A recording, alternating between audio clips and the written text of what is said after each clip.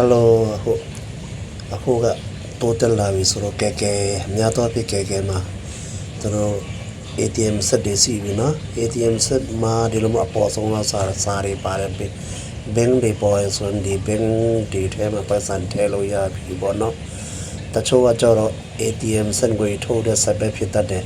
တချို့အခုဒါကြတော့အပေါ်မှာဒါစာပါတယ်ဘင်းနာမည်ပါတယ်နာမည်ပါတယ်စာကြတော့သူက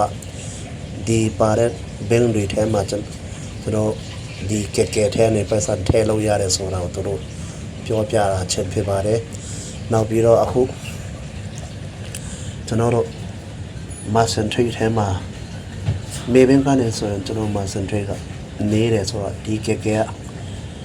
အနေတကယ် deposit ကနေဒီ Macentric ကိုထည့်မယ်ဆိုရင်ကျွန်တော်တို့အရန်ကိုလွယ်ပါတယ်เนาะဟိုဒီမှာwe accept ကြတော့ဒီကောင်းနေဆိုငွေထုတ်မယ်ဆိုရင်ဒီက Visa card တော့เนาะအဲ့ဒါတွေကတ်မျိုးစုံတုံးလို့ရတယ်မငွေထုတ်ဖို့အခုကျွန်တော်တို့ငွေထည့်မှာဆိုတော့ငွေထည့်ဖို့ကြတော့ကျွန်တော်တို့ဒီမှာ enter ကိုနေမယ် enter နေလိုက်လို့ရှိရင်ခဏလေးเนาะโอเคဒီမှာတော့ပေါ်လာလိမ့်မယ်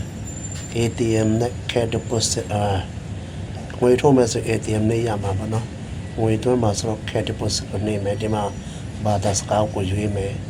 နောက်ပြီးဒီမှာအောက်မှာ yes ဒီမှာအစိမ်းရောင်နေမယ်နောက်ပြီးဒီထဲမှာကိုသုံးမဲ့ကုန်းနံပါတ်မနော်ဒီမှာဆိုရင် Macentric ကိုသုံးလုံးဆိုတော့ဒီမှာအောက်မှာ Macentric အတွက်ကိုသုံးလုံးကိုရိုက်ထည့်ပေးရမှာဖြစ်ပါတယ်နောက်ပြီးဒီမှာ confirm အဲ့ဒါကိုနေနောက်ပြီးဒီမှာကျွန်တော်တို့ Macentric ကကျွန်တော်တို့ဟို16လုံးပါတော့စားโอเคဒီမှာ16လုံးပါတဲ့ကဏ္ဍကိုရိုက်ထည့်ပေးရမှာဖြစ်ပါတယ်ဒီမှာရိုက်ထည့်ပြီးပြီဆိုရင်ကျွန်တော်တို့အောက်မှာဒီအစိမ်းရောင် confirm ကိုနှိပ်ပေးရမှာဖြစ်ပါတယ်ခဏလေးတော့ကျွန်တော်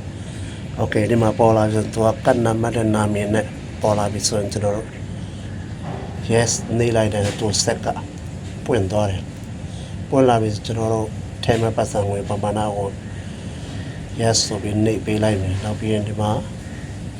ဟိုဒီကောင်ကြတော့အရန်